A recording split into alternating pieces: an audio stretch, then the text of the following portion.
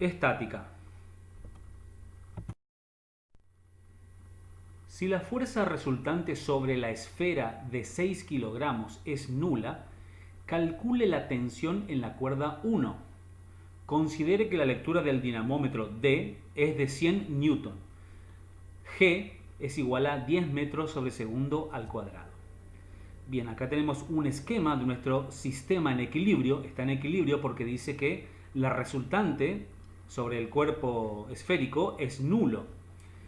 Como dato, me informa que el dinamómetro que está midiendo la fuerza de tensión de esta cuerda marca un valor de 100 newtons. Esta cuerda está a 53 grados sobre la vertical, que está acá en línea punteada, y me piden hallar el valor de la fuerza de tensión en esta cuerda, en la cuerda 1, que tiene dirección horizontal.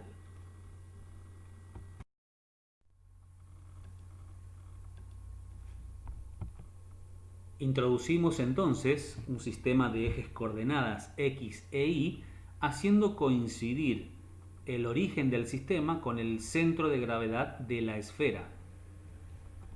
Señalamos el vector peso con origen en el centro de la esfera, que coincide otra vez con el origen del sistema de coordenadas, y dirección vertical y hacia abajo. Ahora señalamos el vector que contiene el dinamómetro, cuyo valor nos da el problema, que es de 100 newton. Es decir, la fuerza de tensión de esta cuerda es conocida y mide 100 newtons. Luego, proyectamos este vector perpendicularmente sobre el eje X y también sobre el eje Y. De esa manera me genera una componente del vector D en la dirección del eje X al que llamamos D sub X. Análogamente, me genera una componente del vector en la dirección del eje Y al que llamamos D sub Y. Ahora bien, si proyectamos esta línea punteada perpendicularmente sobre el eje X, vemos que se me forma imaginariamente un triángulo rectángulo. Obviamente acá tengo un ángulo de 90 grados, acá tengo 53 grados, por lo tanto acá tendré un ángulo de 37 grados. Recordemos que la suma de los ángulos internos de un triángulo deben sumar 180 grados. Finalmente, señalo el vector de tensión sobre la cuerda horizontal y la llamo T sub 1.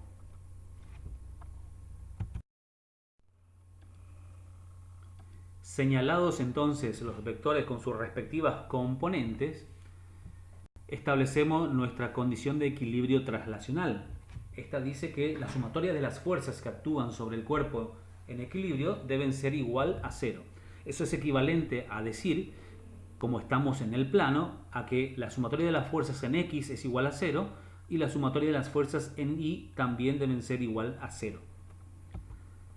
En la dirección del eje X tenemos la componente D sub X con signo positivo y la componente T sub 1 con signo negativo. Eso es lo que ponemos acá e igualamos a 0. Pero D sub X será igual a 100 newton por el coseno de 37 grados. Esto es porque D sub X, esta componente, coincide con el cateto adyacente de este triángulo rectángulo. Y vemos que D coincide con la hipotenusa del mismo triángulo. Por lo tanto, para hallar el valor de esta componente multiplico la hipotenusa por coseno de 37, es decir, 100 newton por coseno de 37, menos t sub 1, y eso es igual a 0. Ahora este término que está restando paso al otro miembro sumando y resuelvo este producto. Al hacerlo me da que 80 newton es el valor del vector t sub 1, es decir, de la cuerda horizontal. Y vemos que aquí ya hemos hallado la incógnita del problema. Por lo tanto, no es necesario realizar la descomposición de los vectores en la dirección del eje Y.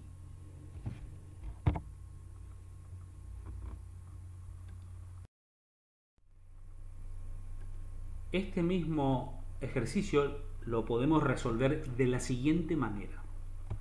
Aislamos nuestro sistema de coordenadas X e Y y señalamos las tres fuerzas concurrentes y coplanares. El vector de fuerza que contiene el dinamómetro, el vector peso y el vector T sub 1. Y hallamos los ángulos que hay entre cada uno de estos tres vectores. Entre el vector azul y el vector rojo habrá un ángulo de 127 grados. Esto es porque acá tengo 37 grados y acá tengo 90 grados. 90 más 37, 127 grados. Entre el vector rojo y el vector verde, obviamente hay 90 grados. Finalmente, entre el vector verde y el vector azul, hay 143 grados, ya que la suma de los tres ángulos deben dar 360 grados.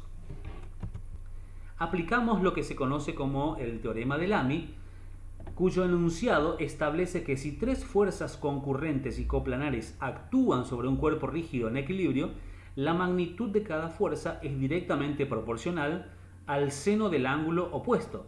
Tenemos entonces tres fuerzas concurrentes porque concurren acá en este punto, que coinciden con el origen del sistema de coordenadas y también coincide con el centro de la esfera.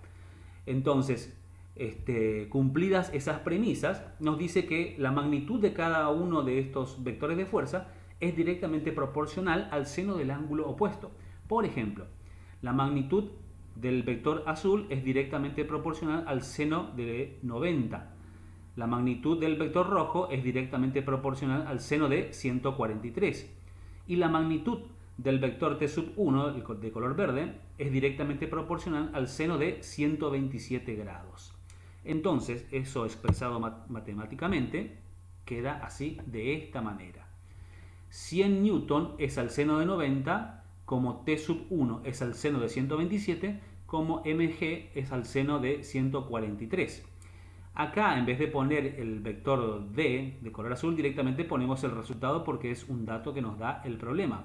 Como la incógnita del problema es hallar T sub 1, convenientemente elijo ese par y de acá despejo T sub 1, pasando seno de 127 que está dividiendo al otro miembro multiplicando. Así, de esta manera.